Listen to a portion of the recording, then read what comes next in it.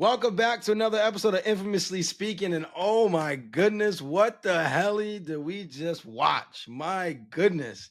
You know, we had to come back after game one of the NBA Finals. We promised we'd be here, and we're here. Before we jump into the recap, a couple things. First and foremost, remember to like, comment, subscribe to Infamously Speaking. Helps the channel grow. Leave a comment. We've been loving the fan interactions. It's been awesome chopping it up with you guys here on YouTube. The shorts have been going great. On TikTok, the community there has been incredible. Love replying, going back and forth. So keep that coming. Second, Infamously Speaking merch is live. Link is in the bio. Check it out. I'm wearing I don't know what color green this is, but a nice green color with the white olive embroidery. Green, sir. Thank you. Olive green.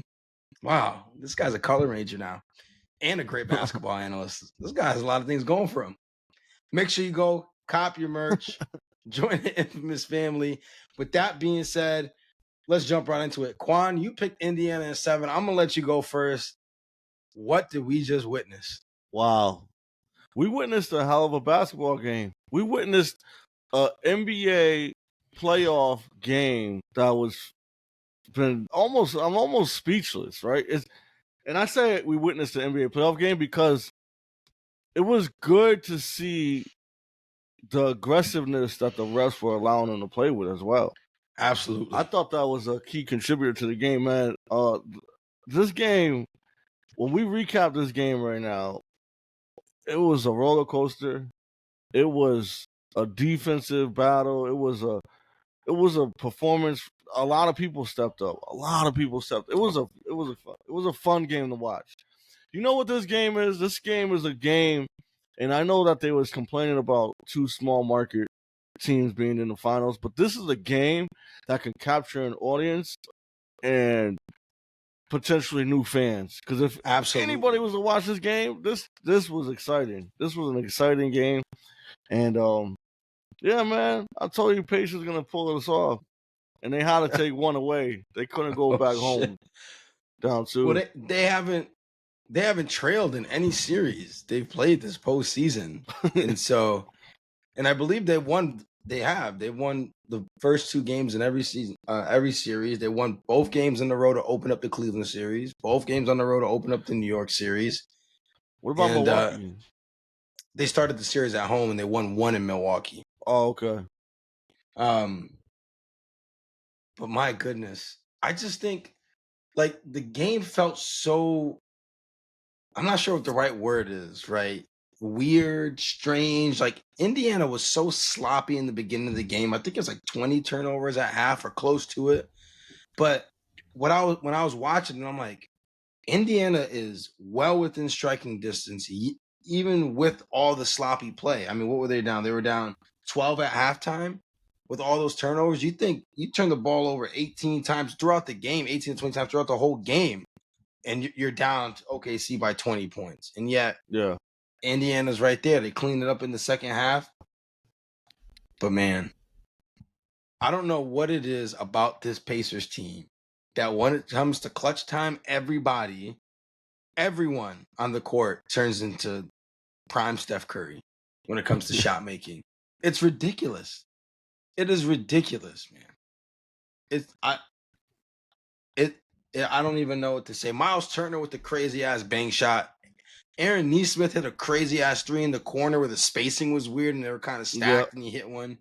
Tyrese Haliburton couldn't buy a fucking bucket and then hits the game winner. Tough shot too. It wasn't like it was bad. It was bad defense. Nembhard goes crazy. He had that little step back 3 against good defense too. I mean, and then Siakam, timely buckets always. Just a calming presence. I think it was Nembhard who kind of airballed the 3 towards the end, and Siakam was just in the right place at the right time. Had the putback, which kept him within within reach. Yeah, there was so I'll give you some things that I've witnessed. Right, so one thing that I first seen in the first quarter that I was impressed with was SGA took 11 shots in the first quarter, and I was happy to see his aggressiveness. It obviously paid off. They were doing their thing. A lot of turnovers for Indiana. Yes.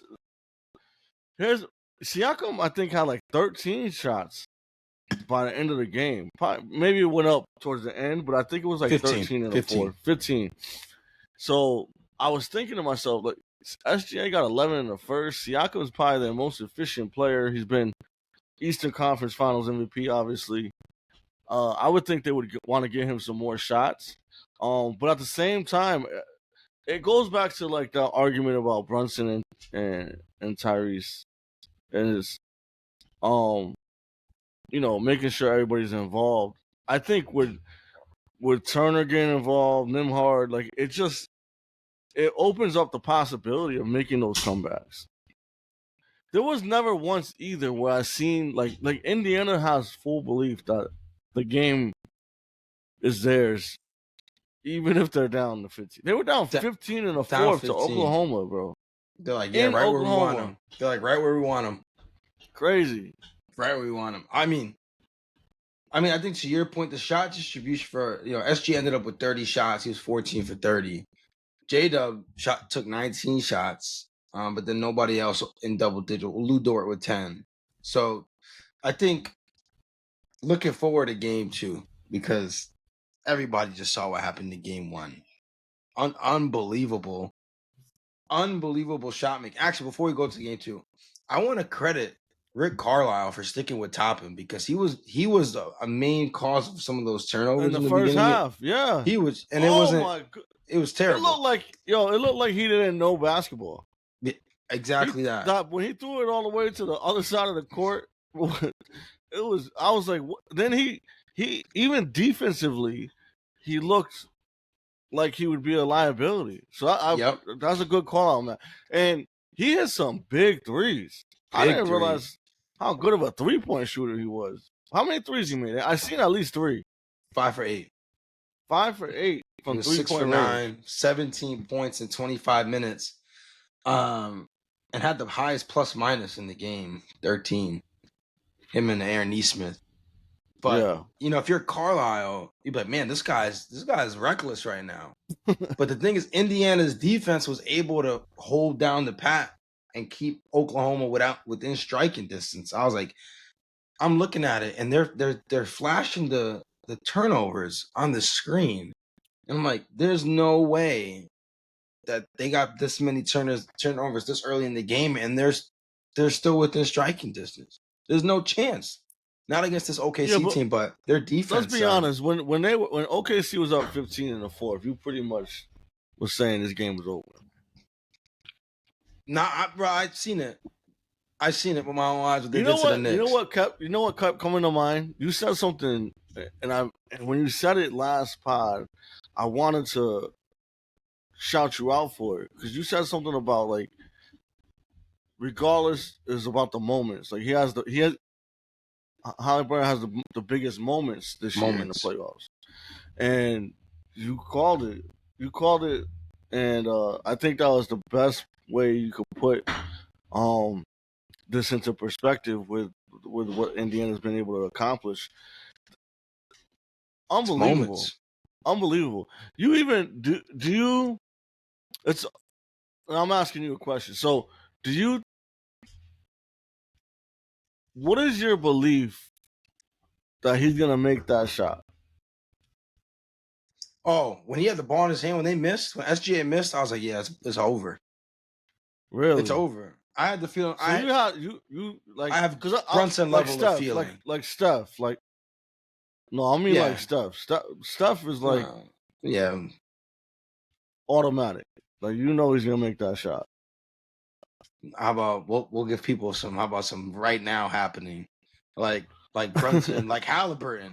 I was like, this is what was crazy. What I didn't like about Oklahoma City is they didn't call timeout when Indiana was doing this. They just kept on bringing the right. I'm not going crazy, but I don't remember a timeout. I remember the timeout because Indiana challenged. I don't know what they were trying to challenge. They were trying to challenge a foul. Which I get it, right? It's end of the game. You're probably not going to have a scenario where you challenge it, so why not? That was a great challenge. I mean, there wasn't a foul there. I get it. I get why you challenge it. No. It was a potential foul. No, it wasn't, bro. It was a potential foul. You gotta they use that challenge in that they moment. didn't- And worst case scenario, you get a break and you get a Bro, timeout. they And you talk didn't about call- what you're gonna do. They didn't call Nembhard running over Caruso, which I like. I love by the way. that. I like that they didn't call Yo, that. But You talking about on the fourth when he's coming back up the court? just Yo, ran I him love over. that play, bro. Nembhard's it's a like dog, bro. He's a I dog. love that. I love He's that a dog. play.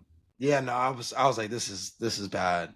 Because you got a player, regardless of how he's performing, where it's like, oh, last shot of the game, it's like shooting a ping pong ball into a hula hoop.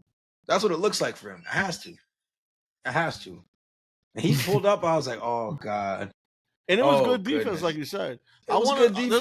There's a lot. Caruso played a hell of a game. Caruso was incredible. Played a hell of a Lou Dort's defense is phenomenal. Ridiculous. That play when he went straight up and blocked it, towards the end of the game, I'm like, damn, this team is defensively sound.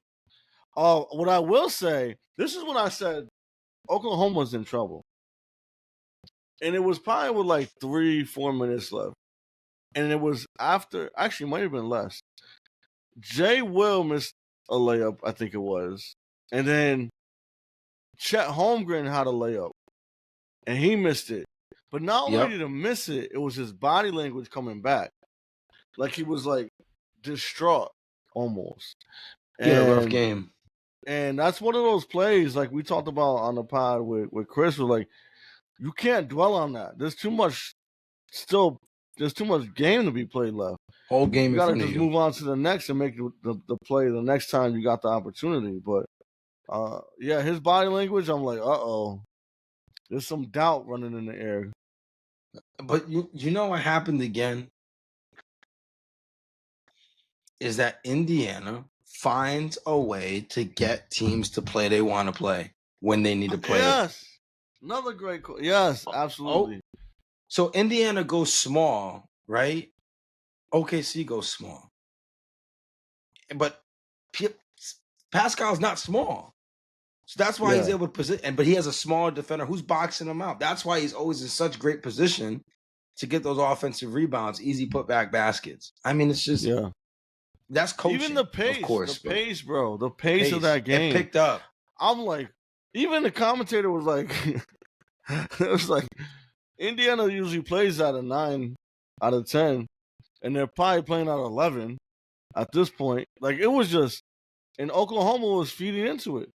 And that is the reason I gave the notch to Indiana was purely coaching, right? Carlisle. I've been saying it for quite some time, but people don't understand how big of a deal that is. Yeah, that's why I didn't love not taking the timeouts. Like, slow the pace down. Yeah. They need possessions. And you just need buckets, because they can't get into a game where they're trading buckets with you. That's not going to work for them. And it was just like Indiana would score, they kick the ball out. Indiana would score, OKC's right down the court. Like, take a timeout, get a good shot, get good offense. I get you have the MVP at SGA, and he had a great game, but they're not calling fouls, man. There was no ref wanted to call foul. No way. They're like, oh, we ain't ruining it. Yeah. Like we said, Nembhard absolutely. Yeah, he played great defense. Oh, he did. No. Well, he played great defense throughout that game. I loved that's another moment I loved in the game when they did call a foul on Nembhard, and then SGA gave him a little push, and then when he went back, walked by him by the free throw line. Like, I love that, man. You need that competitiveness. They're not scared. To see it at this level. Nah, Indiana's not scared, man. They think this is theirs. You could tell. Oh, absolutely. They think this is their championship to lose. And it looks like OKC looks like they're thinking like this is our championship to win. If that makes sense to you. Do you understand what I'm saying? I get what you're saying. Like, OKC feels like they got to go and get it. Indiana feels like it's theirs already, and they're going to win unless they have to give it away for OKC to win. Yes. I think that's a great point. Looking towards next game. No, Number I'm one. still on this game. Oh, you this still? game got me. Okay. This game got me excited, bro. No, Yo, I'm you not know what gonna else? lie. You know what? You know what Shit was else? crazy. I didn't like. This is what I didn't like, and I could be wrong. Is there was a play towards the end too? Jay Will, and I love Jay Will's game.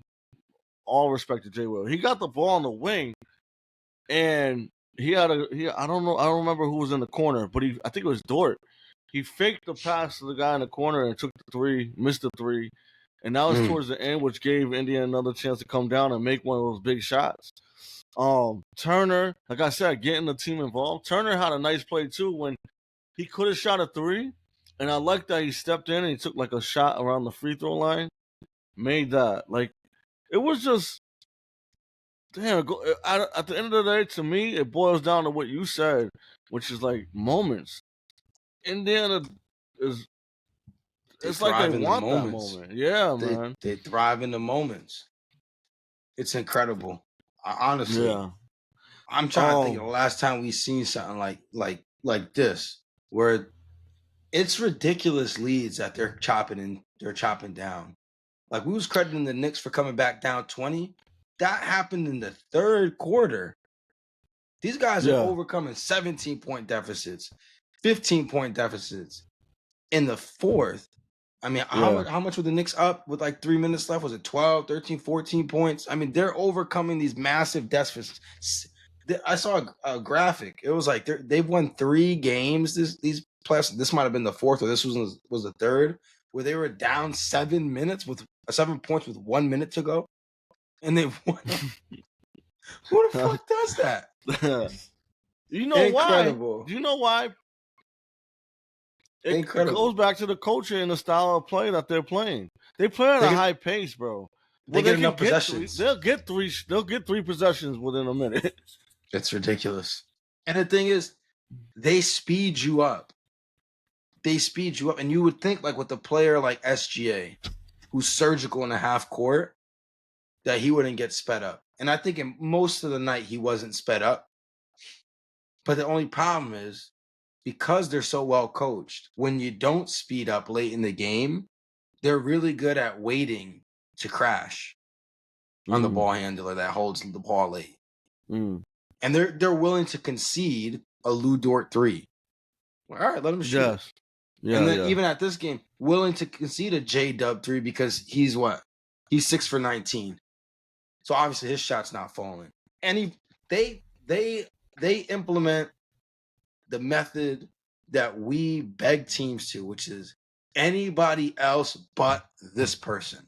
Yes. Please. Anybody else but SGA. Anybody else but Brunson. Anybody else but Tatum. And for whatever reason, Haliburton gets the ball, and it's not he made it was a good shot. He created a good shot against a good defense. But you got to be swarming the ball if I'm OKC. Like, I don't give up. I don't care if we give up an open look in the corner. It can't be him. It can't be him. It was him. Yeah, it was him. I agree. You can't. You could tell like he lives for those moments. He does. It's like when when I played, I always loved having the ball game point, bro, because I felt the confidence.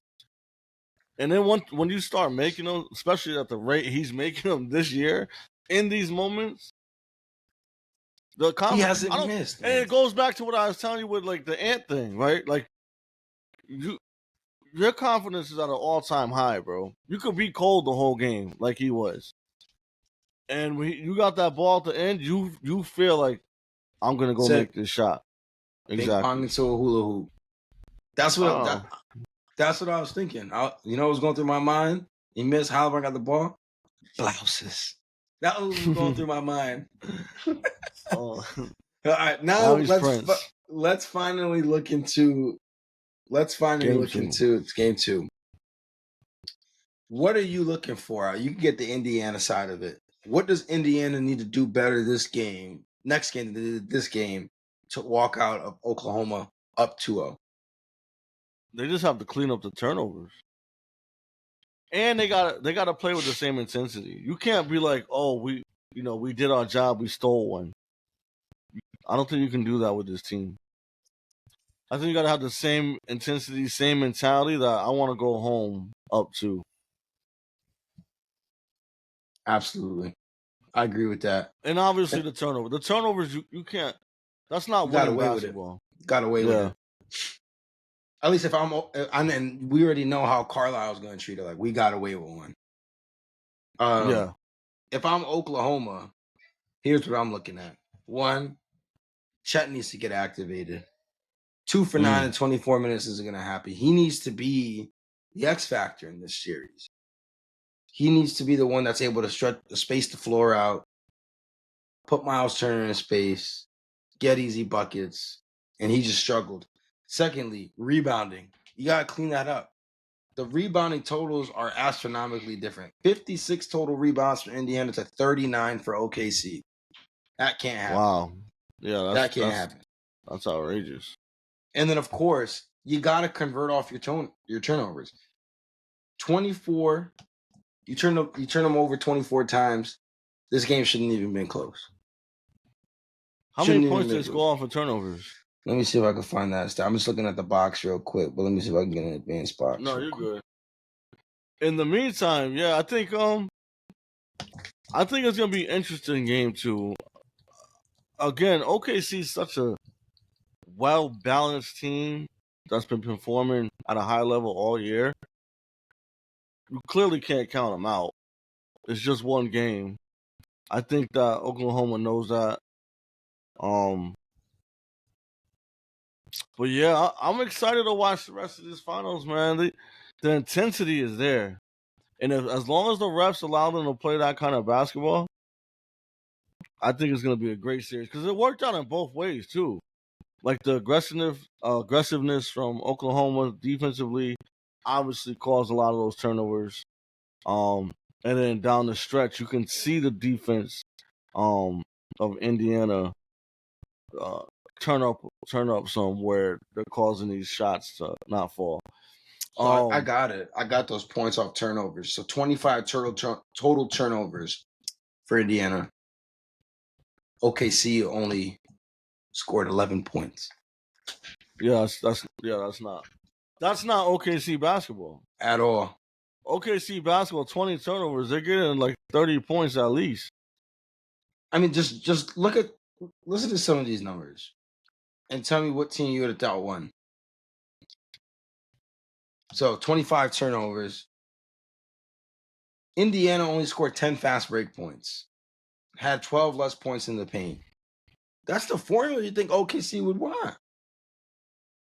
OKC took 16 more shots. That's wild. But made the same amount of field goals. They both made 39. That is wild. Indiana's defense, man. Indiana outscored. They were plus 21 at the 3-point line. So that was a big equalizer. But incredible. Incredible. Who do you got taking game 2? Man, I'm rolling with my team, but not my team, but I'm rolling with my pick. And oh my goodness. I'm gonna have to go with Indiana. Until I see otherwise. We'll see if they make the adjustments. But Indiana's on one. And if you think about why I picked the Knicks with that difference maker, Indiana's got that difference maker in the clutch right now. Over the MVP of the league. That's fat. MVP missed a shot. That gave him a chance. Unbelievable. Oh, I just want to say this one thing real quick because I don't know if it'll come up. It might come up. But in the fourth, there was a lane violation on a Pascal Siakam missed free throw. The free throw, yeah. And it looked like everybody was in the lane, so I don't understand it. But he ended up getting it, making it, and Indiana ended up winning by 1. Oh my goodness! I just want to know. I'm calling that out because it's not an excuse. Again, it's the same thing when they came back against the Knicks. It shouldn't even be there. It shouldn't have never even gotten to a point where they have a chance to. Yeah. So especially the basketball games don't come down to one play because there's so many plays. Unless it's the last one that it came down to that. And no, because it's almost like what you just said. If you let it allow it to come to that, what happened to all of those plays where you allowed it to come to that, to the last play? Well, that's a fact. It's just magnified because it's the last one, right? It's magnified, absolutely. And but because it's not. this guy keeps on breaking hearts, man. So let me ask you a question. Is he overrated? How the fuck can you say yes? How can you say yes at this point? Because I already know, like, even I think it was Richard Jefferson on the broadcast that like Tyrese was out there shooting tour dates with the numbers he was putting up, and I'm like, this is the beef that people have with Tyrese Haliburton is the roller coaster game, right? Well, he'll be play up here and then have a game like this, but at the end of the day, if you're punctuating the game like that, everything else is forgotten. Yeah. Everything else is forgotten. He's single-handedly won them 4 games this postseason. He's won them a series. Because 4 games wins you a series. He's won them a series this postseason. Yeah, that's wild. That's a wild. Think about that. That's wild. Look at yeah. It's impossible. It's impossible. I'm telling you. I was like, it's over. The moment he touched the ball, I'm like, it's over, man. Mm-hmm. It's over. Well, that was one of the more fun games that I've watched in a long time. Yeah, I will say this playoff, not even just Indiana. There were some other big games I enjoyed watching, like, but yeah, this will, like I said at the beginning, the casual fan or someone who's not necessarily a fan could potentially become a fan based off of this game on the excitement. Wow. Well, hopefully game 2 is just as good. I mean, listen, if this NBA playoffs has taught us anything, is that we don't know anything about anything and that we're going to be surprised. Who knows? Maybe Lou Dort's going to go for 40 next game for all we know. But I appreciate y'all tuning in if you made it this far. Reminder, subscribe, like, comment, share. And as always, think critically, speak infamously. Got the hat. Love.